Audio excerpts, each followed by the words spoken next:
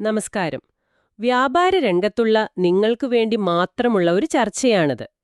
നിങ്ങൾ അറിഞ്ഞിരിക്കും, 2025 September 3-ന് 56ാമത് GST council യോഗം നടന്നു.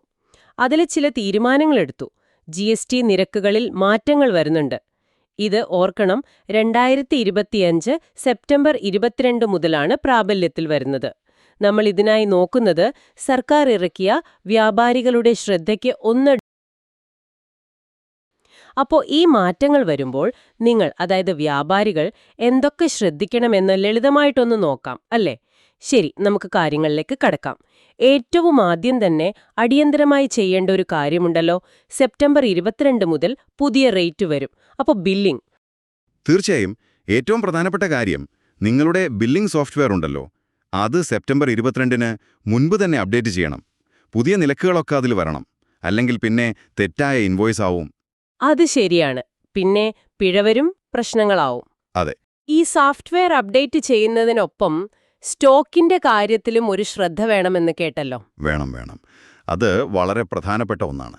അതായത് 2025 സെപ്റ്റംബർ 21 എന്ന തീയതിയിലെ നിങ്ങളുടെ ക്ലോസിംഗ് സ്റ്റോക്ക്, കയ്യിലുള്ള ഓരോ സാധനത്തിന്റെയും കൃത്യം കണക്ക്, അത് നല്ല സൂക്ഷ്മതയോടെ എടുത്തു വെക്കണം.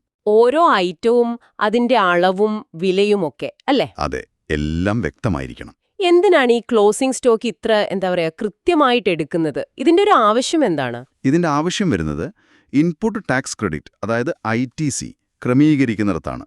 നമ്മൾ സാധനം വാങ്ങുമ്പോൾ കൊടുത്ത ടാക്സ് വിൽക്കുമ്പോൾ കൊടുക്കേണ്ട ടാക്സിൽ നിന്ന് കുറയ്ക്കുന്ന ഏർപ്പാടാണല്ലോ ഈ ITC. അതെ.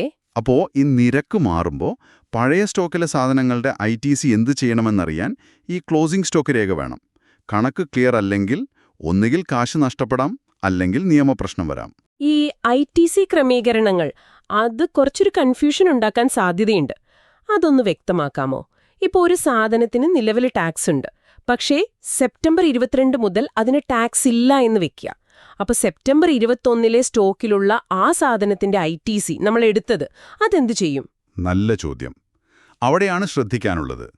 അങ്ങനെ ടാക്സ് മുഴുവനായി ഒഴിവാക്കിയ സാധനങ്ങൾ നിങ്ങളുടെ സെപ്റ്റംബർ 21-ലെ ക്ലോസിംഗ് സ്റ്റോക്കിലുണ്ടെങ്കിൽ, ആ സ്റ്റോക്കിന് ആനുപാതികമായി നിങ്ങൾ ഓൾറെഡി എടുത്ത ITC ഉണ്ടല്ലോ, അത് റിവേഴ്സ് ചെയ്യണം. റിവേഴ്സ് ചെയ്യുക, അതായത് തിരിച്ചു കൊടുക്കണം എന്നാണോ? ഒരു തരത്തിൽ അങ്ങനെ പറയാം. സർക്കാരിലേക്ക് തിരികെ ക്രെഡിറ്റ് ചെയ്യണം. അത് ശരി. അതെങ്ങനെയാണ് റിവേഴ്സൽ ചെയ്യുക? അതിന് പ്രത്യേകിച്ച് എന്തെങ്കിലും ഫോമൊക്കെ ഉണ്ടോ? ഉണ്ട്. അതിന് ഫോം GST ITC 03 എന്നൊരു ഫോമുണ്ട്. അത് ഓൺലൈനായി ഫയൽ ചെയ്യണം. പ്രധാനപ്പെട്ട കാര്യം, ഇത് 2025 സെപ്റ്റംബർ 22 മുതൽ 30 ദിവസത്തിനുള്ളിൽ ചെയ്തിരിക്കണം. ആ ഡേറ്റ് വിട്ടുപോകരുത്. 30 ദിവസത്തിനുള്ളിൽ. ഓക്കെ. അല്ലെങ്കിൽ പിന്നെ നമ്മൾ അർഹതയില്ലാത്ത ക്രെഡിറ്റ് എടുത്തുന്നാവും. പലിശയും പിഴയും ഒക്കെ വരും. ഇത് സാധനങ്ങളുടെ കാര്യം. ഇനിയിപ്പോൾ സേവനങ്ങളാണെങ്കിലോ?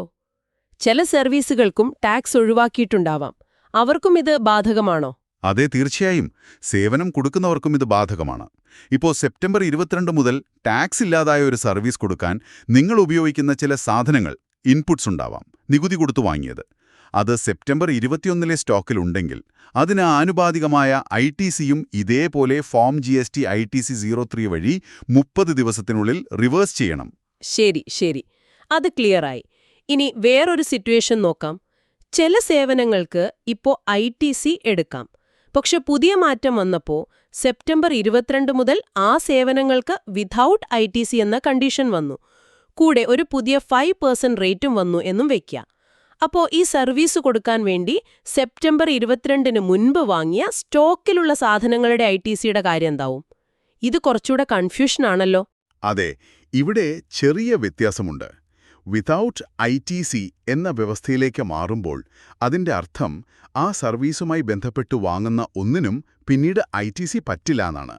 അപ്പോൾ ഇത് ഈ കേസിൽ സെപ്റ്റംബർ 21-ലെ ക്ലോസിംഗ് സ്റ്റോക്കിലുള്ള സാധനങ്ങളുടെ ITC മാത്രമല്ല, സെപ്റ്റംബർ 22 മുതൽ ഈ സേവനത്തിലായി വാങ്ങുന്ന പുതിയ സാധനങ്ങൾക്കും സേവനങ്ങൾക്കും കിട്ടുന്ന ITCയും റിവേഴ്സ് ചെയ്യണം. ഈ റിവേഴ്സൽ അതും ITC 03 വഴി തന്നെയാണോ? അല്ല, അവിടെയാണ് വ്യത്യാസം. ഈ വിതൗട്ട് ITC കണ്ടീഷനിലേക്ക് മാറുമ്പോഴുള്ള റിവേഴ്സൽ ചെയ്യേണ്ടത് നിങ്ങളുടെ മാസാമാസം ഫയൽ ചെയ്യുന്ന GSTR 3B റിട്ടേൺ വഴിയാണ്. അതിൽ ടേബിൾ 4B1 എന്നൊരു ഭാഗമുണ്ട്. GSTR 3Bയിൽ. അതെ, അവിടെ കാണിക്കണം. ITC 03 ഉപയോഗിക്കുന്നത് ടാക്സ് പൂർണ്ണമായി ഒഴിവാക്കുമ്പോൾ മാത്രമാണ്. ഈ വ്യത്യാസം ശ്രദ്ധിക്കണം. വളരെ പ്രധാനപ്പെട്ട പോയിന്റ്. ഇനി നിരക്ക് കുറയുന്നൊരു കേസെടുക്കാം. ഉദാഹരണത്തിന് 18% ടാക്സ് ഉണ്ടായിരുന്ന ഒന്നിന് സെപ്റ്റംബർ 22 മുതൽ 12% കുറഞ്ഞു. പക്ഷേ വ്യാപാരിയുടെ കയ്യിൽ 18% കൊടുത്തു വാങ്ങിയ സ്റ്റോക്ക് കാണുമല്ലോ സെപ്റ്റംബർ 21-ന്. ആ കൂടുതൽ കൊടുത്ത 6% ITC എന്തു ചെയ്യും? അത് പോക്കാണോ? അല്ലല്ല, അത് നഷ്ടമാവില്ല. അവിടെ വ്യാപാരിക്ക് ആശ്വാസമുണ്ട്. നിങ്ങൾ 18% കൊടുത്തു വാങ്ങിയ സ്റ്റോക്കിന്റെ മുഴുവൻ ITC, അതായത് 18%വും നിങ്ങൾക്ക് തുടർന്നും ഉപയോഗിക്കാം. നിങ്ങളുടെ ഔട്ട്പുട്ട് ടാക്സ്, അതായത് നിങ്ങൾ കസ്റ്റമറുടെ കയ്യിൽ നിന്ന് 12% പിരിക്കുന്ന ടാക്സ് അടയ്ക്കാൻ ഈ പഴയ 18% ക്രെഡിറ്റ് ഉപയോഗിച്ച് തീർക്കാം. അപ്പോ ആ കൂടിയ ക്രെഡിറ്റ് തീരുന്നത് വരെ ഉപയോഗിക്കാം. അതെ, പഴയ സ്റ്റോക്ക് വിറ്റ് തീരുമ്പോൾ ആ കൂടിയ ക്രെഡിറ്റും തീർന്നോളും. ഓക്കെ. ഇതൊരു ന്യായമായ അറേഞ്ച്മെന്റാണ്, അല്ലേ? റേറ്റ് കുറഞ്ഞെന്ന് വെച്ച് വ്യാപാരിക്ക് നഷ്ടം വരരുത്. പക്ഷെ ഒരു കാര്യം ശ്രദ്ധിക്കണം. ഇങ്ങനെ ബാക്കി വരുന്ന ക്രെഡിറ്റ് ക്യാഷായിട്ട് റീഫണ്ട് കിട്ടില്ല. ടാക്സ് അടയ്ക്കാൻ മാത്രമേ ഉപയോഗിക്കാൻ പറ്റൂ. മറ്റൊന്നാണ് ടൈം ഓഫ് സപ്ലൈ അഥവാ TOS തീരുമാനിക്കുന്നത്. നമ്മുടെ GST നിയമത്തിലെ സെക്ഷൻ 14 ഇതിനെപ്പറ്റിയാണല്ലോ പറയുന്നത്. എന്തുകൊണ്ടാണ് ഈ TOS ഇവിടെ ഇത്ര പ്രധാനമാവുന്നത്? പഴയ റേറ്റാണോ പുതിയ റേറ്റാണോ ഒരു ട്രാൻസാക്ഷന് വേണ്ടതെന്ന് എങ്ങനെ തീരുമാനിക്കും? ശരിയാണ്. GST നിയമത്തിൽ ഒരു സപ്ലൈക്ക് ഏത് ടാക്സ് റേറ്റാണ് ബാധകം എന്ന് തീരുമാനിക്കുന്നത് ഈ ടൈം ഓഫ് സപ്ലൈ വെച്ചിട്ടാണ്. എന്നുവെച്ചാൽ ആ സപ്ലൈ നിയമപരമായി നടന്നു എന്ന് കണക്കാക്കുന്ന തീയതി. ഇപ്പോ 2025 സെപ്റ്റംബർ 22-ന് റേറ്റ് മാറുകയാണ്.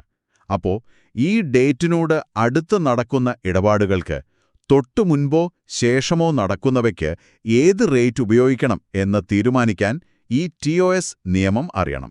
അല്ലെങ്കിൽ തെറ്റായ റേറ്റ് ഉപയോഗിക്കും. അതെ, അത് പിന്നീട് പ്രശ്നമാവും.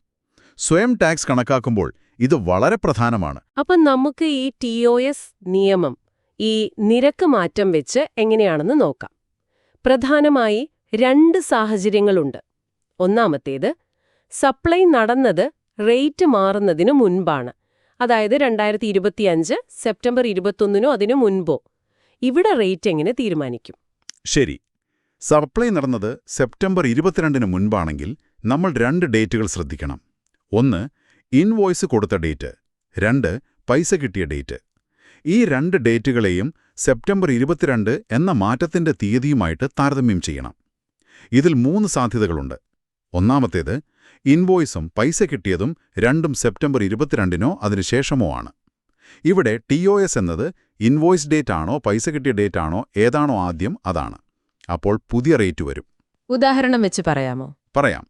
സപ്ലൈ സെപ്റ്റംബർ 15-ന്, ഇൻവോയ്സ് കൊടുത്തത് സെപ്റ്റംബർ 25-ന്, പൈസ കിട്ടിയത് ഒക്ടോബർ 5-ന്. ഇവിടെ ആദ്യം നടന്നത് ഇൻവോയ്സിംഗ് ആണ് സെപ്റ്റംബർ 25. അപ്പോ TOS സെപ്റ്റംബർ 25, പുതിയ റേറ്റ്. ഓക്കെ, 2 മാറ്റത്തിന് ശേഷം. അപ്പൊ പുതിയ റേറ്റ്. ഇനി ഏതെങ്കിലും ഒന്ന് മാറ്റത്തിന് മുമ്പാണെങ്കിലോ? അതാണ് രണ്ടാമത്തെ സാധ്യത. ഇൻവോയ്സ് കൊടുത്തത് സെപ്റ്റംബർ 22-ന് മുൻപ്, പൈസ കിട്ടിയത് സെപ്റ്റംബർ 22-നോ ശേഷമോ. ഇവിടെ TOS ഇൻവോയ്സ് കൊടുത്ത ഡേറ്റാണ്. അതുകൊണ്ട് പഴയ റേറ്റ് മതി. ഉദാഹരണം, സപ്ലൈ സെപ്റ്റംബർ 15, ഇൻവോയ്സും ഒന്നുതന്നെ സെപ്റ്റംബർ 15, പൈസ കിട്ടിയത് ഒക്ടോബർ 5. ഇവിടെ TOS സെപ്റ്റംബർ 15, പഴയ റേറ്റ്. മൂന്നാമത്തെ സാധ്യതയോ? മൂന്നാമത്തേത്, പൈസ കിട്ടിയത് സെപ്റ്റംബർ 22-ന് മുൻപ്, പക്ഷേ ഇൻവോയ്സ് കൊടുത്തത് സെപ്റ്റംബർ 22-നോ ശേഷമോ. ഇവിടെ TOS പൈസ കിട്ടിയ ഡേറ്റാണ്. അതുകൊണ്ട് പഴയ റേറ്റ് തന്നെ. ഉദാഹരണം, സപ്ലൈ സെപ്റ്റംബർ 15, പൈസ കിട്ടിയത് സെപ്റ്റംബർ 17, ഇൻവോയ്സ് കൊടുത്തത് ഒക്ടോബർ 5. ഇവിടെ TOS സെപ്റ്റംബർ 17, പഴയ റേറ്റ്. ഓക്കെ, അപ്പോ സപ്ലൈ നടന്നത് മാറ്റത്തിന് മുൻപാണെങ്കിൽ, ചുരുക്കി പറഞ്ഞാൽ ഇൻവോയ്സ് ഡേറ്റോ പൈസ കിട്ടിയ ഡേറ്റോ ഏതെങ്കിലും ഒന്ന് സെപ്റ്റംബർ 22-ന് മുൻപാണെങ്കിൽ പഴയ റേറ്റ്. രണ്ടും, ഇൻവോയ്സും പേയ്മെന്റും സെപ്റ്റംബർ 22-നോ ശേഷമോ ആണെങ്കിൽ മാത്രം പുതിയ റേറ്റ്. ഇത് കുറച്ചുകൂടെ എളുപ്പമായല്ലോ. അതെ, ആ ചുരുക്കം കറക്റ്റാണ്. ഏതെങ്കിലും ഒന്ന് മുൻപാണെങ്കിൽ പഴയ റേറ്റ്. ഇനി രണ്ടാമത്തെ പ്രധാന സാഹചര്യം, സപ്ലൈ നടന്നത് മാറ്റം വന്ന തീയതിയിലോ അതിനുശേഷമോ. അതായത് 2025 സെപ്റ്റംബർ 22-നോ അതിനുശേഷമോ. ഇവിടെ എങ്ങനെയാണ്? നിയമം മാറുവോ? നിയമത്തിന്റെ രീതി ഒന്നാണ്, പക്ഷേ റിസൾട്ട് മാറും. സപ്ലൈ സെപ്റ്റംബർ 22-നോ ശേഷമോ ആണെങ്കിലും നമ്മൾ ഇൻവോയ്സ് ഡേറ്റും പൈസ കിട്ടിയ ഡേറ്റും നോക്കണം. ഇവിടെ 3 സാധ്യതകൾ. ഒന്നാമത്തേത്, ഇൻവോയ്സ് കൊടുത്തത് സെപ്റ്റംബർ 22-ന് മുൻപ്, പക്ഷേ പൈസ കിട്ടിയത് സെപ്റ്റംബർ 22-നോ ശേഷമോ. ഇവിടെ TOS എന്നത് പൈസ കിട്ടിയ ഡേറ്റാണ്. അതുകൊണ്ട് പുതിയ റേറ്റ് വരും. ഓ, സപ്ലൈ മാറ്റത്തിന് ശേഷമാണെങ്കിലും ഇൻവോയ്സ് മുൻപാണെങ്കിലും ഇവിടെ പുതിയ റേറ്റാണോ? അതെ. ഉദാഹരണം, സപ്ലൈ സെപ്റ്റംബർ 23-ന്, ഇൻവോയ്സ് സെപ്റ്റംബർ 20-ന് മുൻപ്, പൈസ കിട്ടിയത് ഒക്ടോബർ 10-ന് ശേഷം. ഇവിടെ TOS ഒക്ടോബർ 10, പുതിയ റേറ്റ്. ശ്രദ്ധിക്കണമിത്. ഓക്കെ, രണ്ടാമത്തെ സാധ്യത. രണ്ടാമത്തത്, ഇൻവോയ്സും പൈസയും രണ്ടും കിട്ടിയത് സെപ്റ്റംബർ 22-ന് മുൻപാണ്. ഇവിടെ TOS ഇൻവോയ്സ് ഡേറ്റാണോ പൈസ കിട്ടിയ ഡേറ്റാണോ ഏതാണോ ആദ്യം അതാണ്. ഇവിടെ പഴയ റേറ്റാണ് വരിക. കാരണം ഇടപാടിന്റെ 2 പ്രധാന കാര്യങ്ങളും, ഇൻവോയ്സും പേയ്മെന്റും, റേറ്റ് മാറുന്നതിന് മുൻപേ കഴിഞ്ഞു. ഉദാഹരണം, സപ്ലൈ സെപ്റ്റംബർ 23-ന് ശേഷം ഇൻവോയ്സ് സെപ്റ്റംബർ 15-നും പൈസ സെപ്റ്റംബർ 10-നും കിട്ടി. ഇവിടെ ആദ്യം പൈസ കിട്ടി സെപ്റ്റംബർ 10, അപ്പോൾ TOS സെപ്റ്റംബർ 10, പഴയ റേറ്റ്. ഓക്കെ, ഇനി മൂന്നാമത്തെ സാധ്യത. മൂന്നാമത്തേത്, പൈസ കിട്ടിയത് സെപ്റ്റംബർ 22-ന് മുൻപ്, പക്ഷേ ഇൻവോയ്സ് കൊടുത്തത് സെപ്റ്റംബർ 22-നോ ശേഷമോ. ഇവിടെ TOS എന്നത് ഇൻവോയ്സ് കൊടുത്ത ഡേറ്റാണ്. അതുകൊണ്ട് പുതിയ റേറ്റ് വരും. ഉദാഹരണം, സപ്ലൈ സെപ്റ്റംബർ 23-ന്, പൈസ കിട്ടിയത് സെപ്റ്റംബർ 17-ന് മുൻപ്, ഇൻവോയ്സ് കൊടുത്തത് ഒക്ടോബർ 5-ന് ശേഷം. ഇവിടെ TOS ഒക്ടോബർ 5, പുതിയ റേറ്റ്. ശരി. അപ്പോ സപ്ലൈ നടന്നത് മാറ്റത്തിന് സെപ്റ്റംബർ 22-ന് ശേഷമാണെങ്കിൽ നിയമം ചുരുക്കിയാൽ ഇൻവോയ്സ് ഡേറ്റോ പൈസ കിട്ടിയ ഡേറ്റോ ഏതെങ്കിലും ഒന്ന് സെപ്റ്റംബർ 22-നോ ശേഷമോ ആണെങ്കിൽ പുതിയ റേറ്റ്. രണ്ടും, ഇൻവോയ്സും പേയ്മെന്റും സെപ്റ്റംബർ 22-ന് മുൻപാണെങ്കിൽ മാത്രം പഴയ റേറ്റ്. ഇത് തന്നെയല്ലേ? അതെ, ഈ സംഗ്രഹവും കൃത്യമാണ്. ഈ TOS നിയമങ്ങളെ കേൾക്കുമ്പോൾ ഒരു കാര്യം ഉറപ്പാണ്. ഈ സെപ്റ്റംബർ ഒക്ടോബർ മാസങ്ങളിൽ ഇൻവോയ്സ് ഡേറ്റ്, പൈസ കിട്ടുന്ന ഡേറ്റ്, ഇതൊക്കെ കൃത്യമായിട്ട് കുറിച്ചിടുന്നത് ഭയങ്കര പ്രധാനമാണല്ലേ? തീർച്ചയായും. നിങ്ങൾ പറഞ്ഞ പോയിന്റ് വളരെ ഇമ്പോർട്ടൻ്റ് ആണ്. വ്യാപാരികൾ ഈ സമയത്ത് റെക്കോർഡ് കീപ്പിംഗിൽ നല്ല ശ്രദ്ധ കൊടുക്കണം. ഇൻവോയ്സ് ഡേറ്റ്, പേയ്മെന്റ് ഡേറ്റ്, അത് ഏത് ഇൻവോയ്സിനെതിരെയാണെന്നുള്ള ട്രാക്കിംഗ്, ഇതൊക്കെ വേണം. ബാങ്ക് സ്റ്റേറ്റ്മെന്റ്, റെസീപ്റ്റ് ഒക്കെ സൂക്ഷിക്കണം. അതെ. പിന്നീട് ഓഡിറ്റോ മറ്റോ വന്നാൽ ഇത് ഉപകാരപ്പെടും. ശരിയായ TOS കണ്ടുപിടിക്കാൻ ഇത് വേണം. നമ്മൾ ഈ സംസാരിച്ചതൊക്കെ വ്യാപാരികളുടെ ശ്രദ്ധയ്ക്ക് 1 PDF എന്ന രേഖ വെച്ചാണല്ലോ. അതിലൊരു മുന്നറിയിപ്പുണ്ട്. ഇതിലെ വിവരങ്ങൾ പൊതുവായ അറിവിന് മാത്രമാണ്, നിയമോപദേശമല്ല എന്ന്. അതിനെപ്പറ്റി അത് വളരെ പ്രധാനപ്പെട്ടൊരു ഡിസ്ക്ലെയിമറാണ്. നമ്മളിവിടെ പറഞ്ഞത് ആ രേഖയിലുള്ള കാര്യങ്ങൾ എളുപ്പത്തിൽ മനസ്സിലാക്കാനാണ്. പക്ഷേ ഓരോ ബിസിനസ്സും ഓരോ പോലെയല്ലേ? അതെ. അപ്പം നിങ്ങളുടെ കാര്യത്തിൽ നിയമം എങ്ങനെ വരുമെന്നറിയാൻ ഒറിജിനൽ GST നിയമം, റൂൾസ്, നോട്ടിഫിക്കേഷനുകൾ, സർക്കുലറുകളൊക്കെ നോക്കണം. അല്ലെങ്കിൽ ഏറ്റവും നല്ലത് നിങ്ങളുടെ ടാക്സ് കൺസൾട്ടന്റുമായി സംസാരിച്ച് കാര്യങ്ങൾ ഉറപ്പിക്കുന്നതാണ്. അതാണ് സേഫ്. ശരിയാണ്. അപ്പം നമ്മളിന്ന് സംസാരിച്ച പ്രധാന കാര്യങ്ങൾ ഒന്നുകൂടി ഓർക്കാം. നിങ്ങൾ ഉടനെ ചെയ്യേണ്ടത് ബില്ലിംഗ് സോഫ്റ്റ്വെയർ അപ്ഡേറ്റ് ചെയ്യുക, സെപ്റ്റംബർ 21-ലെ ക്ലോസിംഗ് സ്റ്റോക്ക് കൃത്യമായി രേഖപ്പെടുത്തുക, ITC റിവേഴ്സൽ ശ്രദ്ധിക്കുക, ടാക്സ് ഒഴിവാക്കുമ്പോൾ 30 ദിവസത്തിനുള്ളിൽ ITC 03 ഫയൽ ചെയ്യണം, വിതൗട്ട് ITCയിലേക്ക് മാറുമ്പോൾ GSTR 3Bയിലെ ടേബിൾ 4B1-ൽ കാണിക്കണം. റേറ്റ് കുറഞ്ഞാൽ പഴയ സ്റ്റോക്കിലെ കൂടിയ ITC ഉപയോഗിക്കാം, പക്ഷെ റീഫണ്ട് ഇല്ല.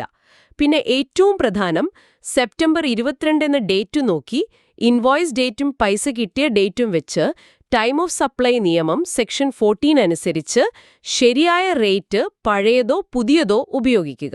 വളരെ നന്നായി പറഞ്ഞു. ഒരു കാര്യം കൂടി ചേർക്കാം. ഈ ടൈം ഓഫ് സപ്ലൈ നിയമം ഈയൊരു റേറ്റ് മാറ്റത്തിനു വേണ്ടി മാത്രം പഠിക്കേണ്ട ഒന്നല്ല. അത് ശരിയാണ്.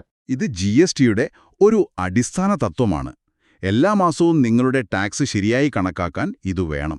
ഇത് കൃത്യമായി മനസ്സിലാക്കി ചെയ്താൽ ഭാവിയിൽ ഓഡിറ്റൊക്കെ വരുമ്പോൾ തലവേദന കുറയും.